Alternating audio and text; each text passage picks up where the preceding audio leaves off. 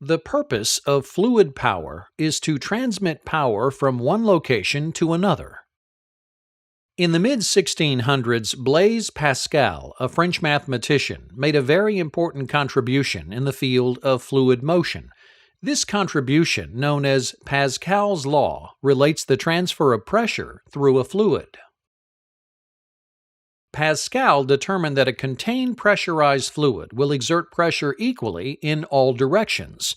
Pascal's law states that pressure set up in a confined body of fluid acts equally in all directions and always at right angles to the containing surfaces. Another important property of fluid mechanics was discovered in the late 1600s by Robert Boyle, an Irish physicist. Boyle's law is an experimental gas law which describes how the pressure of a gas increases as the volume of gas decreases.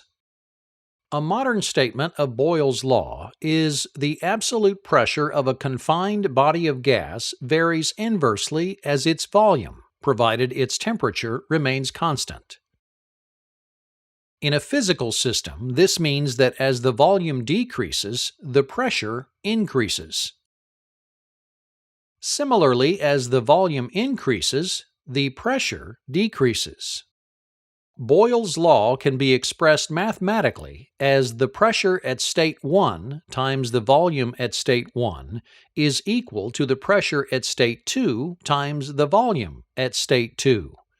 This is true as long as both the temperature and mass, or amount of gas, remains constant. In the late 1700s, Jacques Charles, a French scientist and mathematician, discovered an important rule regarding gases under pressure. Charles's law, also known as the law of volumes, is an experimental gas law which describes how gases tend to expand when heated.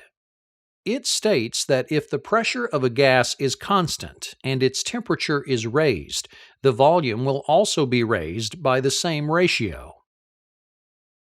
Additionally, the inverse is true. If the pressure of a gas is constant and the temperature is lowered, the volume will also lower.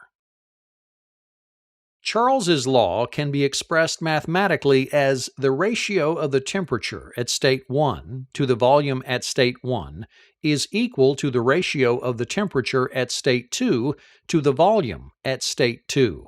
This law is true as long as the pressure and mass remain constant. In the mid-1700s, Daniel Bernoulli discovered another very powerful rule in the field of fluid mechanics, known as Bernoulli's Principle. This rule is related to the theory of conservation of energy, which states that energy can neither be created or destroyed. In this fluid system, pressure is potential energy and fluid flow is kinetic energy. Bernoulli's principle states that an increase in the speed of an incompressible fluid occurs simultaneously with a decrease in pressure. This is illustrated by the flow of water through a pipe. The volume of water flow through all three sections is the same. When the water's flow is restricted in section B, the speed of the water increases to maintain the same amount of volumetric flow. This increase of speed simultaneously causes a decrease in pressure. When the flow of water reaches section C, the inverse occurs. The water flow decreases and the pressure increases. This rule can also apply to the types of energy present in the system. As the pressure decreases in section B, the potential energy converts into kinetic energy. This increases the speed of water flow and decreases the pressure. When the water reaches section C, the kinetic energy is converted back to potential energy. This is illustrated by the decrease in speed of the water flow and its simultaneous increase in pressure.